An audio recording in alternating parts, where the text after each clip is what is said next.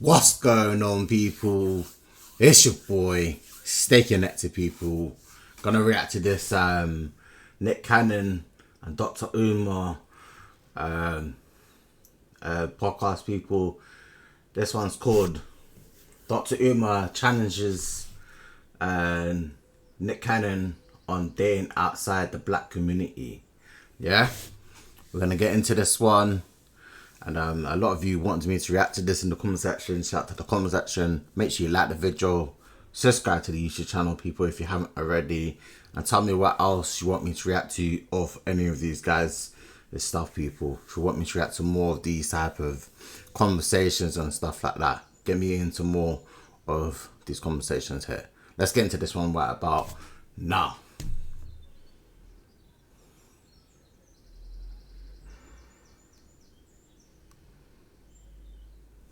Let's go, people, man. Let's go. When we deal with interracial relationships, I always like to qualify the conversation for people who are listening, especially those outside the community, so that they understand I don't come from a place of hate. Okay. I have nothing against the Caucasian woman, Asian woman, Latina woman, East Indian, Arab, all the various beautiful women of the world. I have nothing. You definitely got to put a disclaimer. If the disclaimer is true, you know what I mean? Because sometimes people commit disclaimers and do the things that they said they're not going to do, but they actually do behind closed doors. So let's make sure this is true, you know what I mean? People, you know what I mean? Yeah, but he's just putting the disclaimer out there. You know, I just like my people only. And you know, it is, I don't date outside my race, I date within my race, you know what I mean? It's one of those conversations that we're going to be hearing today and questioning quite a few things. And against them. I think this is more of he's Dr. Umar's interviewing Nick Cannon more than Nick Cannon's interviewing himself. But I'm loyal to the black woman because she suffered the most. I agree, 1,000%. At the hands of this society 100%. And this planet. And because I come from a black woman, I have a special obligation towards her. And when I look at when our successful black men tend to marry out or reproduce outside of the community, I think on some level it can be insulting to our sisters. Okay. I consider it insulting to the community as a whole. And as someone who works in the school, I've had to entertain. But wait, why is it so disgusting for someone who is of that color skin or that race or that background to date outside their race though? I don't get this. Yes, I get people want to date with their people and all sorts like that, but if people want to date outside their race, let them date outside their race and stuff like that. I don't think it's a bad thing. Like, if white people don't want to produce with black people or Mexicans and the Latin culture and all sorts like that, Asian culture and all sorts like that, and if they want to be with their own people, let them be with their own people. Why is it that any sort of background or race or color skin, why is it such a problem for each one of those races and backgrounds? Why can't they date other different type of races outside their race? Like, why is it such like a problem? Like, that's one thing that I want to question. Why is it such a topic? Like now, like why is it such a topic right now? Or it's like it's probably been a problem for like decades and generations and stuff like that. But why is it now such a conversation that I'm hearing these conversations going around? Because me, I don't care who you are. You know what I mean? I like who I like. You know? Doesn't mean I hate that race or hate them people or hate that type of woman and all sorts like that. No, it's just I like what I like. And if that person's, you know, end up being my girlfriend, my wife, and all sorts like that, whether she's black, white, Asian, Latin, Like, it's just, yeah, man. If I like what I like, I like what I like. I don't know why it's this such a conversation, people, nowadays. I don't get it, though. Like, I'm not, why is this a conversation? But it's funny, though. These conversations are funny. In conversations with black girls who are asked. And it's not just him, Dr. Umar, and other people questioning their own people when they're dating outside their race. I've seen white people talk about this, about their own people. Asian talk about this, about their own people, and such and such. Asking Dr. Umar, is there something wrong with me? Because it appears that when you all make it, y'all always abandon the community in pursuit of your spouse.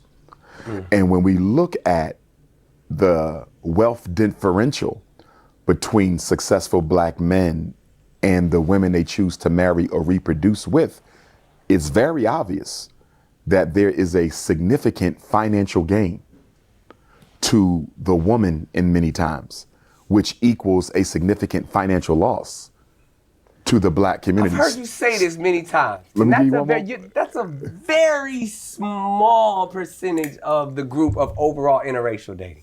Because there's only so many successful black men at that level that can elevate and create generational wealth. Okay. Because if we keep it a stack, Doc, the most interracial relationships we see, because I've heard you say this before, the most interracial relationships we see is a strong, handsome black brother with unshapely white woman that's happy to guy. He's equally at fault. Trying to be as clear as possible. Right. But it's a black man that can have any woman he wants, but because he can put his car in her name and he can financially gain off of this white woman who looked like she done had a couple of Taco Bell trips. Right. And she happy that she got her a good black man. And those are the questions of why these young black girls like, why would he choose her and not me? Because she got the paper. Right, but either way. And that's the majority. Now you see the athletes or the entertainers that might get them a. But that's because there's only a few of you at that upper echelon. Right. But for those of you who are at the top 1%, income bracket, y'all go out the community to marry more than men similarly placed in their community. That's such a small percentage, though. Right, but black men marry outside of. Yeah, I agree with Nick Cannon, man. I think there's only a small percentage, but I still feel like there's still a lot of black women being with black men. You know what I mean? I don't think it's broad as people will make it out to be. Do you know what I'm saying, people? I just think, I just don't believe it as much as that they're like making the numbers to be out of. Like, I would say, if that's so, I would say like a 7 out of 10, or at least like a 6 mostly. Like, the black man to black woman to black man will be with each other, like when dating and growing up, staying in their races whilst they're famous and all sorts like that. That's just personally what I think personally. Let me know your thoughts and opinion in the comment section, people. Their race more. I might be wrong, than but every other group of men per capita. And I'm not making this as an excuse or an example. No, not at all. Yeah. But I'm saying that cannot be attributed purely to coincidence. So let me ask you a question directly, Brother Nick. You have beautiful African children by beautiful non-African women. Right. Would you say, honestly, your decision to reproduce with non-African women, was that deliberate? I don't want my sisters? Or were you a victim of unconscious self-hate programming? Now, I've had this conversation on another one of my... But wait. Why do we say this word, self-hate? Like, why do we say it's my preference? Why can't people say, I like what I like? If I end up with a black woman, I end up with a white woman, an Asian woman, a Latina woman, any sort of woman. Why is it such a problem? Why is this such a, well, You don't date us. You don't want us. Why is it such a problem, people? Please. I want to know why. Why can't he have a preference? Why can't she have a preference if she only dates her own people? Why can't we have our own preference as people? Why has it got to be the word self-hate? I don't understand. Platforms. I like what I like. And my brother Reza is. And that was this woman. And it's funny because online they cut it up.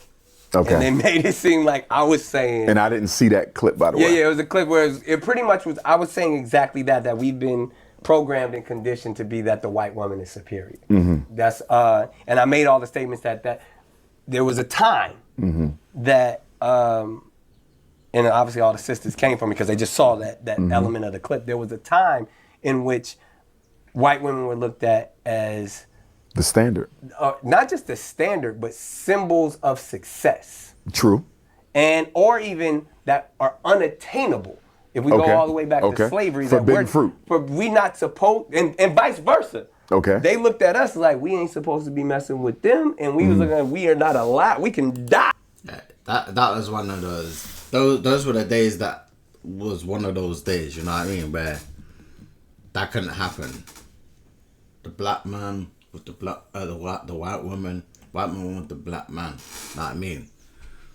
But I think that kind of situation has happened a long time ago. You know what I mean?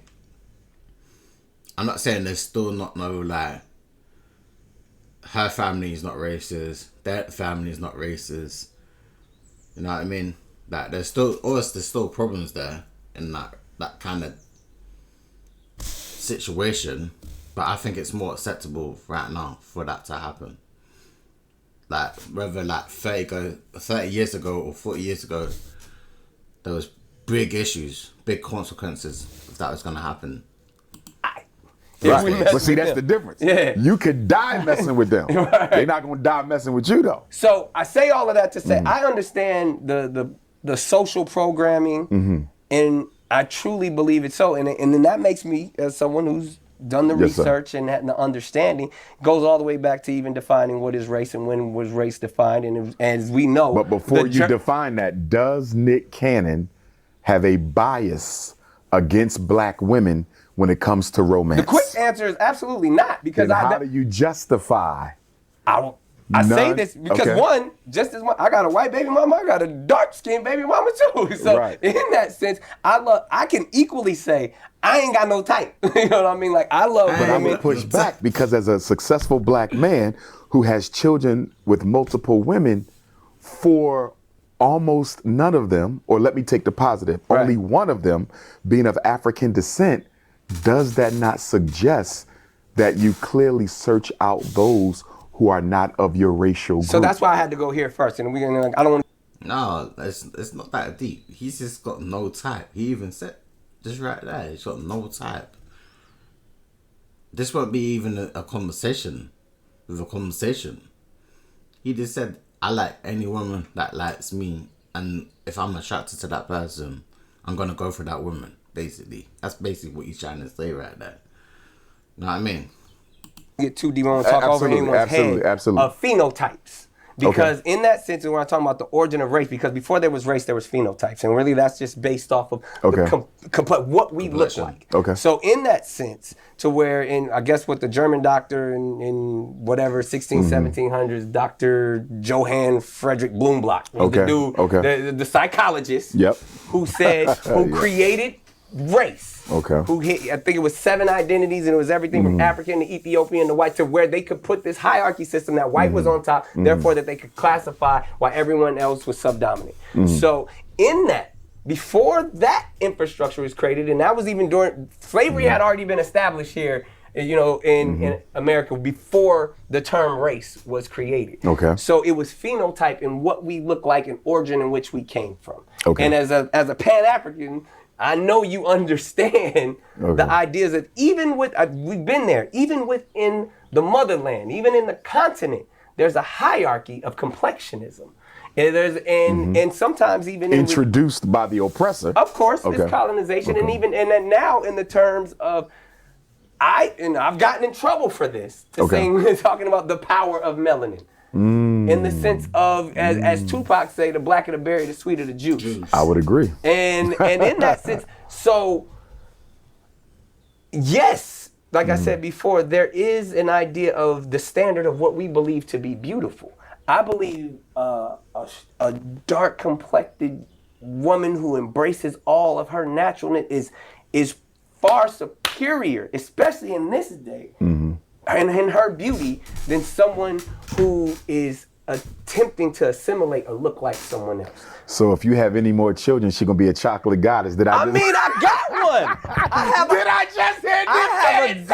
have a daughter named Onyx. Beautiful. Now, but I'm not saying I'd have just as much love as I have. Would he have said beautiful, beautiful, beautiful to the other ones though? That's my problem, people. Would Dr. Umar would have said beautiful to the other lot that are not darker than the black woman? I'm not speaking from different perspective, people. So, I'm gonna be speaking from different perspectives. You know what I'm saying? Here and there. For Onyx as I have for my oldest Monroe. I believe that. And in that sense, we got to question that as well. It's unfortunate because I feel like we're the only community that has to deal with complexionism at this level. And but white supremacy introduced that into us.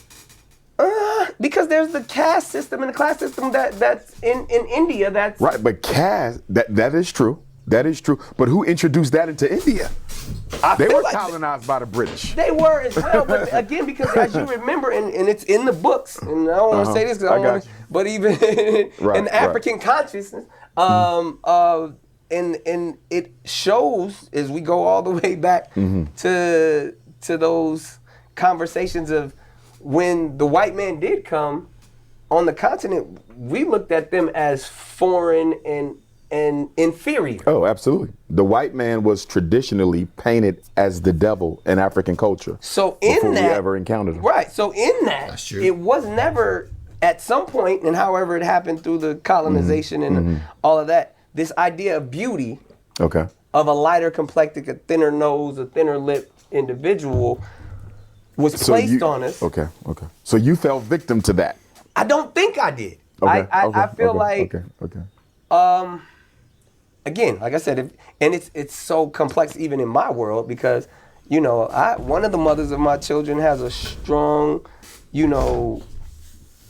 Islam background. And when I say I'm a Muslim from Africa, and those understandings, but she's lighter complected. One would look at her and wouldn't even know, or even in the sense of one of the mothers of my children is a dark-skinned complected, but still can be considered Afro-Latina because But African Latinas are still African. 100%. Just a different language. But even within their infrastructure. Yes. They have the color hierarchy. Yeah, introduced by the white supremacy though. Right. So when I say that, I'm not looking to see, how dark you are, how full your lips are, how wide your nose is. Let me take it another way. Right. When Princess Onyx grows up with her siblings, you're going to have a conversation along with their mothers about colorism. 100%.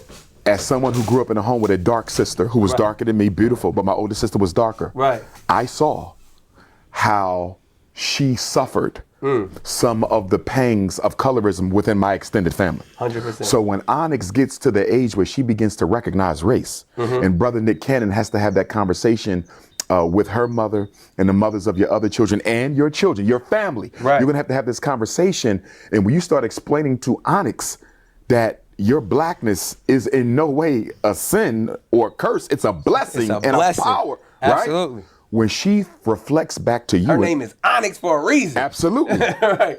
It's black power, actually. Yeah. But when she reflects back to you as her father and say, well, Dad, if this color is all that great, how did you end up to reproduce so many children with women who are not this color? What would you say to Onyx? Dad has a problem of wanting an assortment of flavors. I love everything. I want everything. What comes my way. That's basically what you're trying to say. I love too many different flavors. Get out of here. That's the truth. I want to taste everything. I want to know what that tastes like. I want to know what that tastes like. And it's just, and if I'm being honest, sitting here, it's just like, and I said, I got in trouble, and I apologize because I didn't know it hit him this way. And I apologize again. I was on one of these podcasts, and I was outwardly speaking, and I think it kind of came out the wrong way. I was speaking about my brother Travis Scott. Okay, what happened with Travis? And it was when, because the situation that happened. No, he has a child with Kylie Jenner. Okay. And I was attempting to take his side and say, the statement I made, I said, in Travis dating Kylie, at no point do I think he was attempting to make a cultural statement. And in that, I think it got perceived. But is ignorance an excuse for irresponsibility? You asked that question before. Yes. I think it was perceived as him saying, but I was actually saying, I do the same thing where I'm doing it for love. Okay. I'm not doing it to be right here to say I'm doing it for my community or any of that stuff. I'm doing it because I love this woman. Now, now it may be, and I don't doubt and it may be ignorant. Okay. Yeah, but wait, why do we need people to tell us how to run our lifestyle? I don't get that. Why do we need to please other people? They're not gonna. It's not their love. It's gonna be my love, isn't it? Who I'm marrying, who I want to be with, who I'm trying to get to know, and hopefully have more kids with, and hopefully grow this relationship into something beautiful. You know what I mean? Like, why do we have to be so in the people's business in terms of question them about things, act we run their relationships? Why is it such a thing now with social media? That's what I want to know. Why is that anyone's business? Because I'm not thinking about what the community is gonna think. I'm doing it because, man, I fell in love with this woman, regardless of her complexion, regardless of her race, regardless of her upbringing. But do you have an obligation to the community, though? You married her because you loved her. No, but do you have? Because I get this all the time. You can't talk black and sleep white. You can't be black in the streets and white in the sheets. When we look at childhood actors, yes, you are the most prominent, successful black childhood actor probably in American history. People think of Nick Cannon. You understand? Right. So to all the beautiful chocolate black girls of the same complexion as your beautiful daughter Onyx, and even those of every other complexion, yours, mine, and so forth, for you to be the king of childhood actors, which means our daughters love you. They talk about you. I heard kids talk about you the other day in positive manner. Do you not feel any guilt at all for the fact you did not provide them with that wholesome example of showing them how much a black woman? People, man. People, what do you think about this? Do you like the conversation of this? Do you want me to react to many more of this conversation? Let me know in the comment section.